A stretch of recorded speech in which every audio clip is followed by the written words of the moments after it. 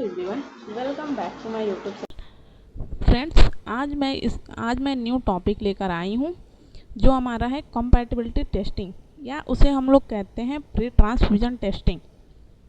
तो friends, start करते हैं। सबसे पहले हम जानेंगे क्रॉस मैचिंग क्या होती है। क्रॉस मैचिंग को हम लोग कहते हैं compatibility testing. It is the most important test before a blood transfusion is given. यह हमारा मोस्ट इम्पॉर्टेंट टेस्ट होता है जो हम ब्लड ट्रांसफ्यूजन करवाते हैं किसी पेशेंट का, उसके पहले का। The primary purpose of cross matching is the detect ABO compatibilities between donor and recipient. जो हमारा प्राइमरी पर्पज होता है क्रॉस मैच करने का, वो हमारा होता है डोनर और रेसिपिएंट के बीच ABO इनकम्पैटिबिलिटी को डिटेक्ट करना। इसका पर्पज हम जान लेते हैं। Select of safest blood component for transfusion.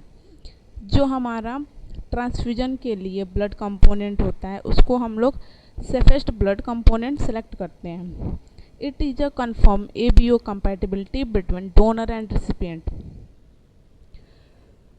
Blood transfusion के लिए डोनर और रेसिपिएंट के बीच ABO कंपैटिबिलिटी को कंफर्म करते हैं। It may detect presence of irregular antibody in patient serum that will react with donor RBCs। या पेशेंट के serum को डोनर की RBC से रिएक्ट कराकर इरेगुलर एंटीबॉडी को डिटेक्ट कर लेते हैं। Step in pre transfusion testing. Correct identification,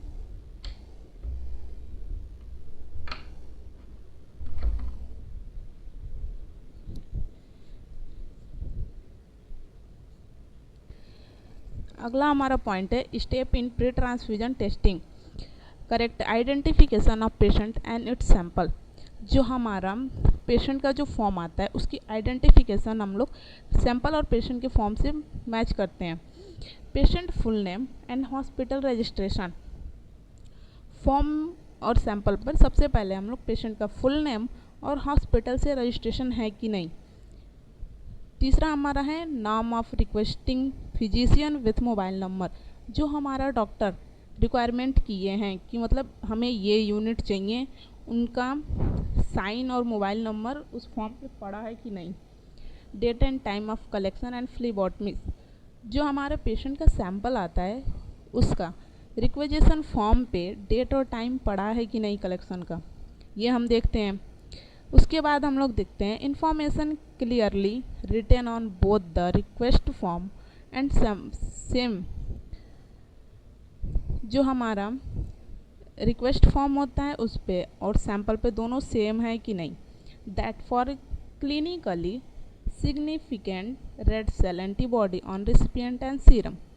जो हमारा RBC सेल होता है उसका हम लोग टेस्ट करते हैं। पेशेंट का जो हमारा सीरम आता है उसको हम लोग उसमें एंटीबॉडी का हम लोग टेस्ट करते हैं। उसके बाद ABO एंड RH कंपैटिबिलिटी देखते हैं। डोनर का यूनिट एक्सपायरेशन डेट। जो हम लोग उनको यूनिट सप्लाई कर रहे हैं उसका हम लोग उस यूनिट का एक्सपायरेशन डेट देखते हैं कि वो उसकी एक्सपायरी डेट क्या है। Form of serological cross match. जो हमारा सीरोलॉजिकल क्रॉस मैच होता है उसको हम लोग देखते हैं। Level of component with recipient identification. जो हम कंपोनेंट पेशेंट को सप्लाई करने वाले हैं या इशू करने वाले हैं उसका हम लोग लेवल देखते हैं। Issue after verified the correct identification the recipient with cross match level and the reaction form. जो हमारा पेशेंट का फॉर्म होता है उस पर हम लोग जो क्रॉस मैच किए होते हैं उसकी आइडेंटिफाइड करते हैं। फिर जो हम लोग इशू कर रहे हैं कंपोनेंट उस पर भी हम लोग सारी चीज़ें आइडेंटिफाई करते हैं कि सब सही हैं कि नहीं। Step of pre transfusion testing. Donor unit testing procedure. जो हमारा डोनर होता है जो ब्लड देता है उसके ब्लड की हम लोग जो टेस्टिंग करते हैं, पहला तो हमारा होता है ABO ग्रुपिंग। ABO ग्रुपिंग हमारा होता है फॉरवर्ड एंड रिवर्स ग्रुपिंग। दूसरा हमारा होता है RH grouping, RHD including weak Du test. ठीक, तीसरा हमारा होता है IAT, इनडायरेक्ट एंटीग्लोबुलिन टेस्ट, या इसको हम लोग कहते हैं इनडायरेक्ट कुम टेस्ट, जो हमारा एंटीबॉडी स्क्रीनिंग के लिए होता है। ठीक है, नेक्स्ट हम बात करेंगे रेसिपिएंट टेस्टिंग। जो हमारा पेशेंट का सैंपल आता है उसमें हम लोग कौन कौन सी टेस्टिंग कर सकते हैं, तो उसमें भी हमारा ABO grouping, forward and reverse. Forward हमारा सेल ग्रुपिंग होता है और रिवर्स हमारा सीरम ग्रुपिंग होता है। RS टाइपिंग, RS टाइपिंग में हमारा हो जाएगा immediate spin testing, Du test, इसमें ड्यू टेस्ट नॉट रिक्वायर्ड होता है। IAT टेस्टिंग, एंटीबॉडी स्क्रीनिंग, जो हम लोग अभी पढ़े हैं,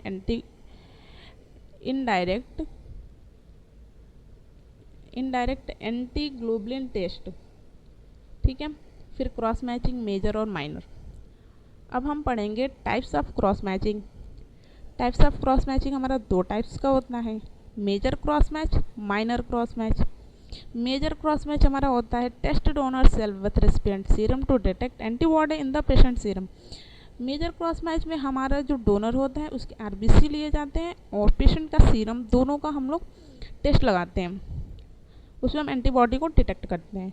माइनर क्रॉस मैच में होता है test donor plasma with recipient red cells to detect antibody in donor plasma. जो हमारा माइनर क्रॉस मैच होता है उसमें हम लोग डोनर का प्लाज्मा या सीरम लेते हैं और पेशेंट का हमारा रेड सेल्स लेते हैं। जो पेशेंट का होता है, रेसिपिएंट जो हमारा होता है उसकी रेड सेल्स लेते हैं, फिर उसके बाद हम लोग डिटेक्ट करते हैं। नेक्स्ट हमारा पॉइंट है preparation of donor cells for cross matching. Select appropriated unit of blood from inventory, check for. जो हमारा डोनर का रेड सेल्स है उसमें हम लोग चेक करते हैं डोनर ID, उसका ब्लड ग्रुप क्या है, एक्सपायरी डेट क्या है, फिर उस यूनिट में हम लोग देखते हैं वो हीमोलिसिस तो नहीं है, फिर देखते हैं उसमें कोई लीकेज तो नहीं है, जो हम यूनिट सप्लाई कर रहे हैं उसमें कोई हमारा लीकेज तो नहीं है, या फिर यूनिट एक्सपायर तो नहीं हो गई है, हीमोलिसिस तो नहीं है। ये सब देख के उसके बाद ही हम वो पेशेंट को इशू करने के लिए क्रॉस मैच करते हैं। Cross match technique. Cross match जो हमारा होता है उसमें 3 टेक्निक होते हैं। पहला इमीडिएट स्पिन क्रॉस मैच, जो हमारा NS के थ्रू होता है, सलाइन के थ्रू। दूसरा हमारा होता है AHG फेस क्रॉस मैच, जो एंटीग्लोबुलिएंट जो हमारा AHG आता है उससे हम लोग करते हैं। जेल कार्ड मेथड हमारा जेल कार्ड से होता है, और जेल कार्ड में हमारा जो जेल प्रेजेंट होता है उसका नाम होता है सिफाडेक्स जेल। ठीक है, तो बात करते हैं हम सबसे पहले immediate spin cross match technique की। इसमें हमारा क्या होता है, detect only antibody, react eight 22 degree Celsius. ठीक है, तो जो हमारा इमीडिएट स्पिन क्रॉस मैच होता है उसमें हम लोग एंटीबॉडी बस डिटेक्ट करते हैं, उसका टेम्परेचर जो होता है वो 22 डिग्री सेल्सियस पे होता है। Clinically significant IgG antibody react at 37 not detected. जो हमारा IgG एंटीबॉडी होता है वो 37 डिग्री पे डिटेक्ट नहीं होता है। अब हम लोग प्रोसीजर की बात करते हैं, तो सबसे पहले हमारा प्रोसीजर होगा major cross match. Major cross match में मैंने पहले ही बता दिया है कि उसमें हम लोग डोनर की RBC लेते हैं, देन पेशेंट का सीरम लेते हैं। अब इसको हम लोग प्रोसीजर कैसे करते हैं आइए देख लेते हैं। तो सबसे पहले हमारा क्या होता है, सेल वॉशिंग करते हैं। सेल वॉशिंग में सबसे पहले हम डोनर की RBC लेते हैं। ठीक है, एक ट्यूब में हमने डोनर की RBC ले ली, उसमें मान लीजिए ट्यूब में हमारा डोनर की RBC 1/4 है RBC, तो उस ट्यूब का 3/4 भाग NS हम उसमें डालेंगे। ठीक, उसको हम लोग पास्चर पिपेट की हेल्प से, पास्चर पिपेट या फिर स्लाइड्स की हेल्प से मिक्स कर लेंगे। मिक्स करने के बाद हम लोग उसको सेंट्रीफ्यूज पे लगाएंगे। सेंट्रीफ्यूज का जो हमारा RPM होता है वो होता है 2500 से 3000, और जो टाइमिंग होती है वो हमारी होती है 3 मिनट्स। अगर हम बात करें NS के फुल फॉर्म की, तो NS हमारा होता है नॉर्मल सलाइन, और RPM के फुल फॉर्म की बात करें तो रिवॉल्यूशन पर मिनट या फिर रोटेशनल पर मिनट। ठीक है, अब हमारा सेंट्रीफ्यूज हो गया।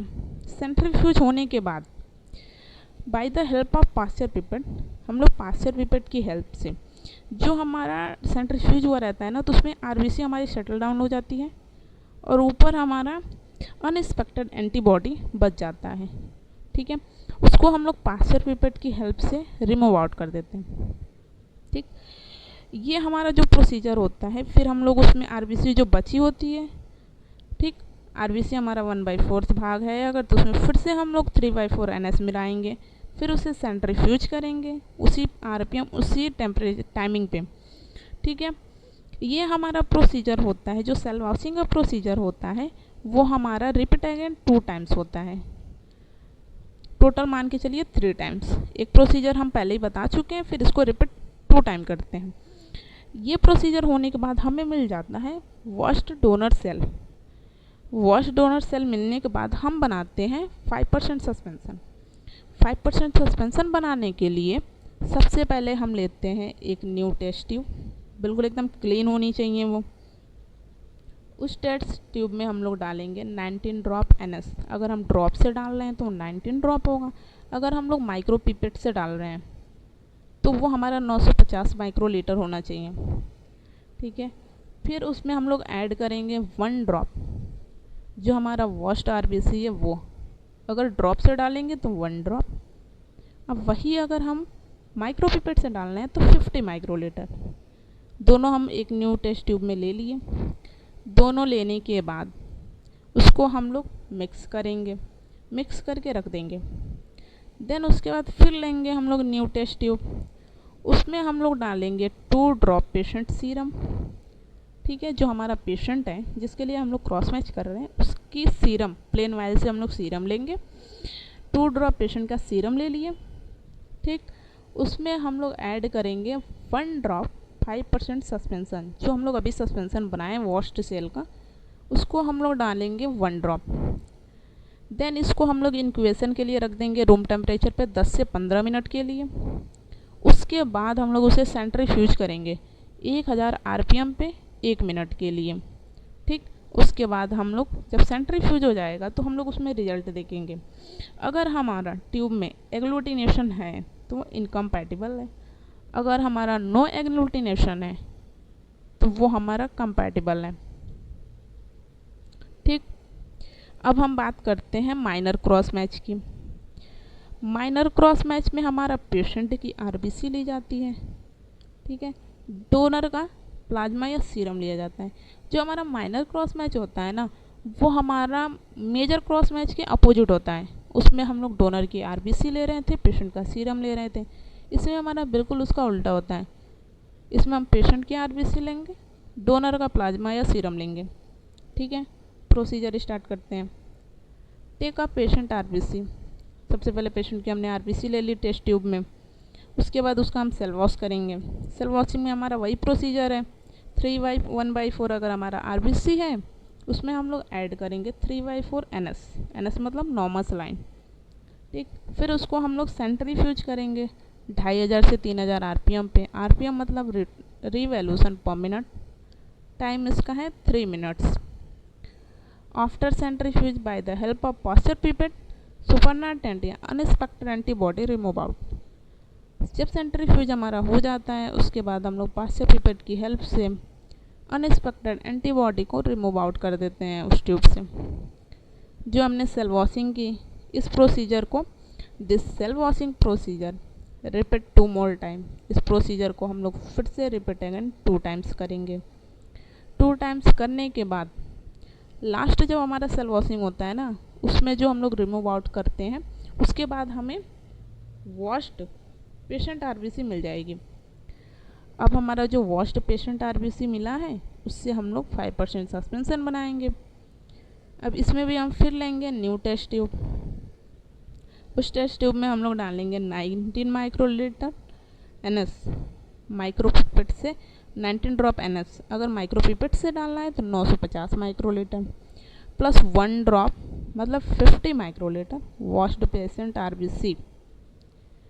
जो हम लोग पेशेंट की आरबीसी अभी वॉश्ड किए हैं वो 1 ड्रॉप हमारा पड़ेगा मतलब 50 माइक्रोलीटर। ठीक है, फिर उसके बाद हम लोग उसको मिक्स करके रख देंगे। फिर लेंगे न्यू टेस्ट ट्यूब, उसमें हम लोग डालेंगे 2 ड्रॉप डोनर प्लाज्मा या सीरम। ठीक है, जो हम लोग क्रॉस मैच के लिए बैग लिए हैं यूनिट, उसमें हमारा सिगमेंट टाइप में लगा होता है, तो उसमें से हम लोग प्लाज्मा यूज कर सकते हैं। तो हम लोग उसमें से लेंगे 2 ड्रॉप डोनर का प्लाज्मा, ठीक। उसके बाद उसी ट्यूब में हम लोग ऐड करेंगे 1 ड्रॉप 5% पेशेंट सस्पेंसन, जो हम लोग पेशेंट का 5% सस्पेंसन बनाए हैं ना, वही 1 ड्रॉप ऐड करेंगे, ठीक। उस टेस्ट ट्यूब को हम लोग रख देंगे रूम टेम्परेचर पे 10 से 15 मिनट के लिए इंक्यूबेट होने के लिए। उसके बाद सेंट्रीफ्यूज करेंगे। सेंट्रीफ्यूज हमारा होगा